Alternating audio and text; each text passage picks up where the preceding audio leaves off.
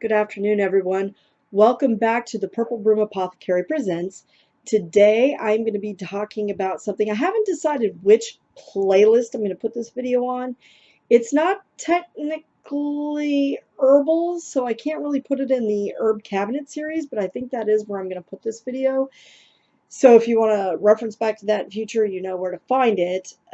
But it doesn't really go in the witching it up side either because I'm not really showing any craft work today. But I want to talk about a topic that I've been getting a lot of questions about and requests for recently, and that would be snakeskin. Dun, da, da, da. Look at this beautiful snakeskin. All the way down to, I don't know if you can see it in the video. I don't know if the light's going to let it show. But you can even see the eye. This is like a full skin here that I got from a client of mine. Snake skin, a lot of people are a little skittish about working with it. For some reason, people don't like snakes. I have never figured that out because I think they're one of the coolest animals ever. And they gift us constantly with things like this, and it's fantastic. So what I'm looking at here is the lower scales. I just read something on Facebook that said that the belly scales of a poisonous snake will be, one long row, and then you'll see two rows. If it's not true, because this is not a poisonous snake, and they're all one little row there. But anyway, it is really, this is a beautiful specimen. I lucked out. One of my clients has a snake, and I walked in and said, "Oh, your snake shed," and it was the entire shed down to, you can see where its little eyeball used to be right here. And its mouth looks open. It's really cool. So I haven't decided what I'm going to do with this particular piece of snakeskin.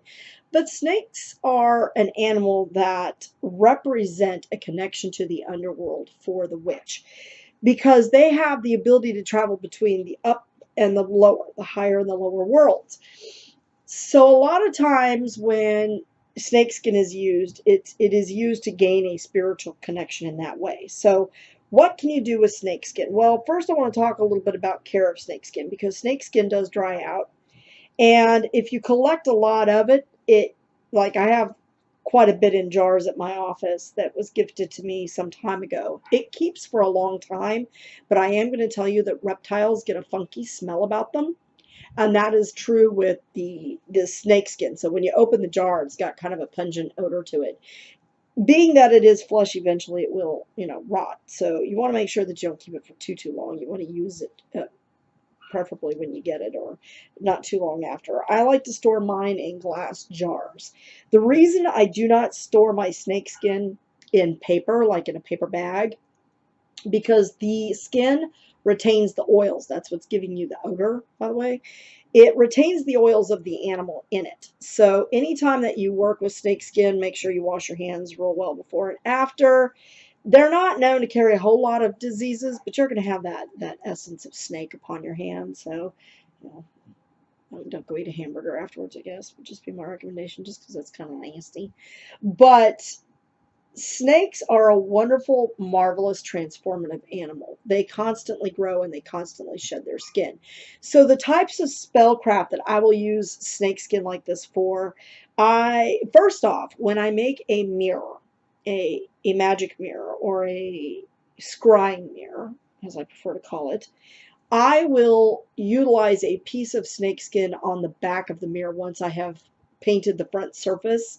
I will apply snakeskin to the back surface and maybe even add a layer of paint over that, because what I am doing is I am using the snakeskin as a portal, as a doorway between.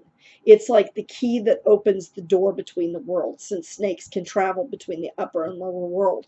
So I'm using those terms loosely because they can travel between the physical and the spiritual world, but because people saw them go into holes, they believed, never mind. The point being, they are able to travel between the physical realm and the spiritual realm. And so I will utilize that. Snakes also have a connection to me because of the Morrigan. And she's not directly related to snakes, since there are not supposed to be snakes in Ireland, but she is related to eels. Eels are an animal that are associated with the Morrigan. And so eels, being snake-like in their nature, I'm not certain that they actually would be considered a snake. I've always considered them snakes, but they're not reptilian. They are, fish. But still, they are the snakes of the water world. And so because I do associate water with the Morrigan since she's from an island, and they are the snakes that travel between the land and the water, eels are. They can be found on land too, don't fool yourself. I think that snakes have an intimate connection to the Morrigan. Plus, they are very useful when you are trying to connect with the spirit realm in any way. I also use snakeskin in sachet bags and gree bags, that kind of thing. I don't really call it a gree bag. I call it a sachet bag. But spell bags, spell bottles, spell jars, witches' balls, things like that. Partially because I think that the intricate detail of the skin itself, and I don't know if you can actually see any of the detail. I don't know if my camera's going to lock in on it.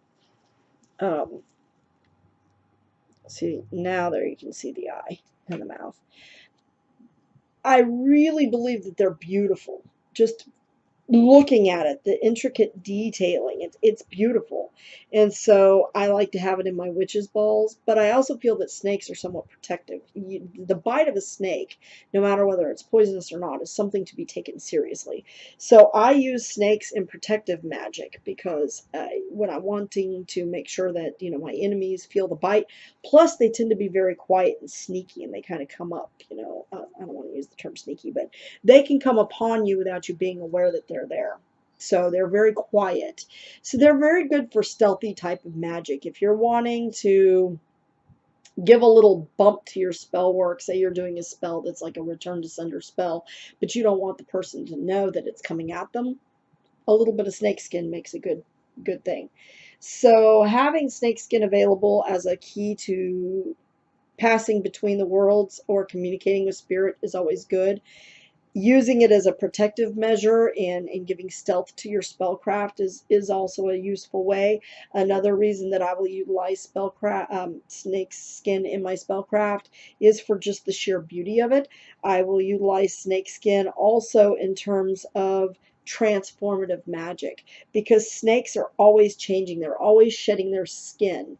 I also use it in magic when I'm wanting to create a spell that will help someone or help myself let go of something, because snakes don't hold on to what doesn't serve them anymore. They shed that skin and they move forward and they grow from their shedding. And so I will utilize the shed in that regard as well. I will add it as a component for a growth spell or something like that to help me let go. Sometimes I simply use it as a meditative focal point. So snakeskin can be very, very useful. I know a lot of people are, you know, probably squirming. For some reason, there's people that just don't like snakes, but I love snakes. I think they're beautiful and mysterious and quiet and blessed and sacred, and I adore them. So, you know, you can make a lot of use. A lot of people are squeamish about touching the skin. Like I said, they don't carry any diseases, people. So just make sure that because of the oils, you do wash your hands when you're done with it. But other than that, you don't have to worry about too much. I just think that this snake skin is beautiful. I don't know. I might just keep it for posterity because I just think it's so beautiful and complete as it is. And I have so much other snake shed. So you can find snake shed. It's often gifted to me. There were 2 snake sheds in the tree in front of my office last summer, and the gentleman who works in the office, my landlord's office, he plucked them down for me and gave them to me. People gift it to me often. So snake shed is something that I keep around and that I utilize a lot of. I really enjoy it. I think that it lends beauty. I think it lends mysteriousness. I think it lends an ability to let go when necessary and growth. So they represent a lot of things to me. I will also use them in Spellcraft when I am trying to connect with the Morrigan for the reasons that I mentioned earlier. So connecting with your spirit guides, they make a really good key. Like I said, I like to use Snake Shed as a key to open the door between the physical and the spiritual. I find it very, very useful for that. So I hope that this gives you a little bit of an idea of what you can do with Snake Shed. I'd like to see some of your ideas. So please, please, please feel free to leave comments in the down bar. Share the video. Subscribe to the channel.